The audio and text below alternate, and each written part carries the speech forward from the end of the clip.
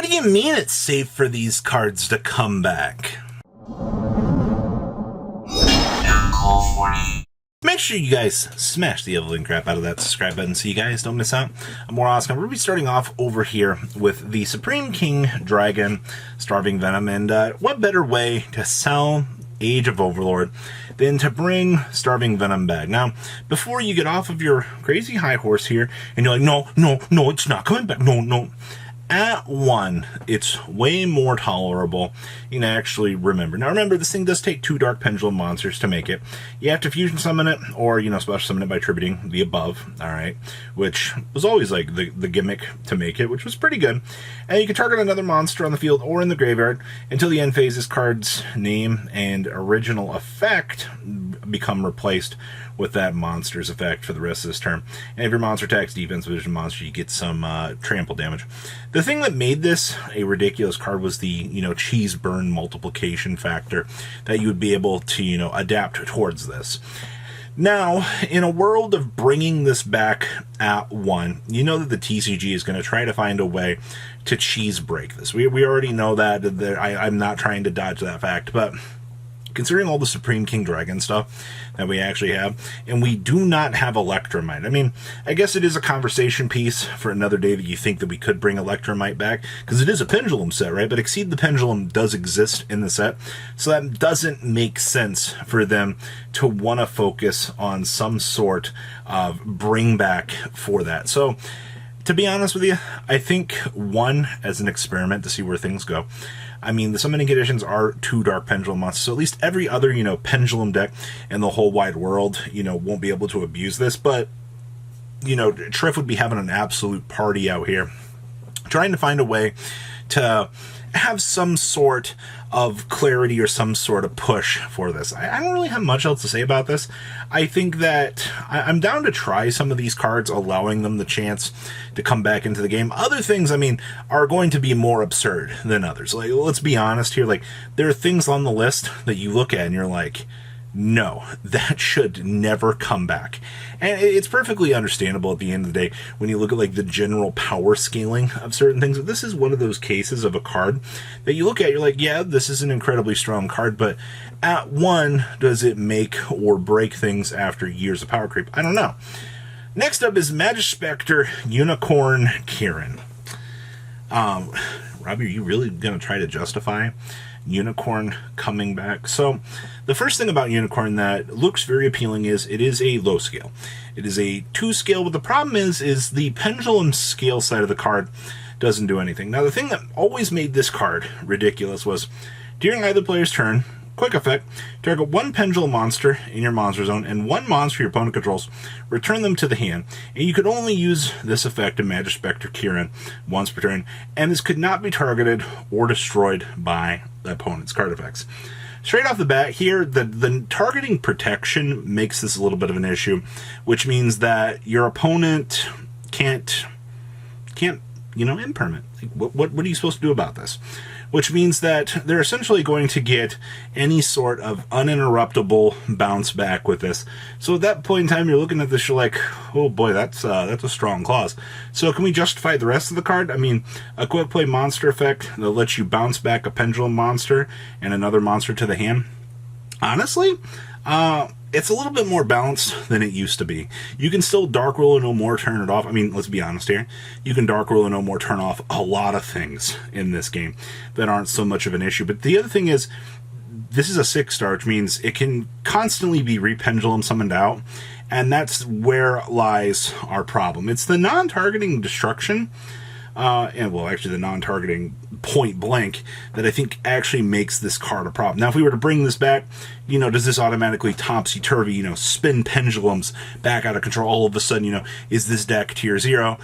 No, we're still down an Electromite. I mean, this would just mean that you would have to explore more options of, playing Bambuku, more Magic Specter cards in your already existing strategy, which then, at that point in time, I mean, is that technically more bricks? added into the deck. I mean, obviously you can play like the Draco Slayer stuff together and then pendulum some of this out. But the problem is the Draco Slayer deck has been so far long lost off of the radar at this point in time. It's still like very okay rogue, but it hasn't done enough to really hold its place as where we are right now. So I could see Unicorn coming back, but it would be a pretty big swing on the favoring side of things. Next up is Zodiac Dryden. And the reason why I'm mentioning this is I do get asked every, so often, hey, Robbie, can Dryden come back? Hey, Robbie, can Dryden, is it time? Can we bring back Dryden? This is always such a hit or miss because Dryden inherently itself is just a one-card interruption. That's all it was. It was any zoo monster turns into Dryden, and then literally it's just once per turn, quick effect, detach, target a face-up card in the field, and destroy it. That's all it was. It's honestly looking at the card itself with all craziness, it's the fact that you could, do the, the Ram play, where you can Dryden, blow up the Ram. You can give the Dryden extra material after you pop the Ram, which then, we reach back to the issue that we had here at the end of the day, which was Dryden is in-house archetype popping things that's facilitating, kind of all of this insanity. And I mean, to answer the sub-question, do I think the Broad Bull can come back? No. Broad Bull is a busted card. Like, as generic searching for any Beast Warrior, no. That's a no-go. So back to the topic at Dryden here. The thing that makes Dryden so ridiculous is you can basically make a super F-Zero. Off of like one card with Dryden being legal.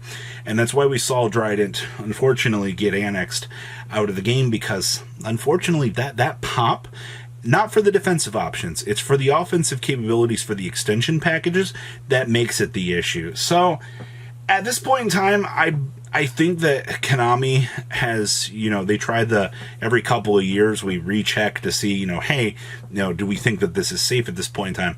I still think being able to make the F-Zero is still a little bit too much. I don't think that Konami really wants to have that actually be a thing. And, I mean, to be honest with you, a Dryden that's just going to get more materials back onto the field in the upcoming turns is still going to be an annoyance. Anytime you can pop an opponent's normal summon, looking at you, Magic Specter, Unicorn, both of these cards do kind of fall into the same category of that interruption after your opponent's kind of unloading and setting up, and that's still a little bit of an issue. We're going to talk about 6 cents here. Somebody's going to be like, I'm clicking off, you mentioned 6 cents. Chill. All right, I actually want to talk about this because this was a hilarious conversation piece that I saw somebody talking about the other day. They're like, 6 cents can come back. And most of the thread was like, you're crazy. All right, 6 cents declare 2 numbers, 1 to 6. Your opponent will roll 6-sided dice, and the result is one of the numbers you declared. You can draw that many cards. So you're telling me if I declare 5, 6, I draw 5 or 6 cards, okay? Otherwise, send a number of cards from the top of your deck to the graveyard equal to the result. So you're telling me I declare 5, 6, I draw 5 or 6 cards. Well, that's absurd. Or I can mill 1 through 4 for my Tier Elements deck. Yeah, this card's still busted. I can't believe that somebody was trying to justify this coming back. Do you know how crazy this would be in Tier Elements? I don't even care if they're like milling 1 to 2 cards. This is still insanity at the end of the day. Players will look at this card and go, wow, that's really cool. And then they'll be like, all of a sudden, draw 6 cards, Yahtzee. And you're just like, they did that. They drew all of that, and there's not a single thing that we can do at the end of the day. So, before you think that 6 cents can come back, it is the most unrealistic thing out of everything on this list to ever come back. There's a reason why it has 1 printing. It's a common, and we're going to wash our hands with it. We're going to pretend like 6 cents is never going to come back, because it's not going to. So that is... It's not a lot, but I wanted to answer some of the questions that I've been asked here from people. The Starving Venomy thing was definitely because I've been looking at Age of Overlord, and I'm like, this kind of makes more and more sense, them bringing this back to push the set. At least, the chance for players to have that. And trust me, if the Super Heavy Samurai players thought they were getting back Electromite. We're definitely not getting it back for actual pendulum support. You guys have a good rest of your day, alright? Peace out. Patrons! Thank you!